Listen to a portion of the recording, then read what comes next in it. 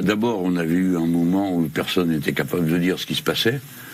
Et déjà, rien que ça, c'était une surprise. Parce que pendant 3 semaines, il n'y a pas eu un sondage qui n'ait pas annoncé le RN en tête.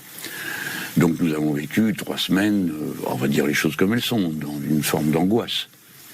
Car pour beaucoup d'entre nous, on n'était même plus dans une élection politique. On était dans un événement de société. Est-ce qu'une formation de cette nature, que nous accusons de racisme, allait l'emporter? Et comme j'ai beaucoup tourné dans le pays, j'avais, en parlant avec les parents, ressenti cette angoisse qu'il y avait. Donc quand le résultat apparaît, et que non seulement le RN est 3e, mais que nous sommes en tête,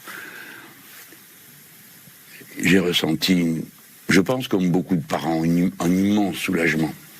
Quelque chose qui tout d'un coup, un poids qu'on avait sur la poitrine, et qui s'en allait en déclenchant comme une onde de joie. Et ensuite, quand j'en ai parlé avec ceux qui m'entouraient, il m'est revenu une petite phrase dans un livre assez joli sur les derniers jours de Victor Hugo. Alors il remonte dans ses souvenirs, et il arrive à la gare du Nord après l'exil, et il dit,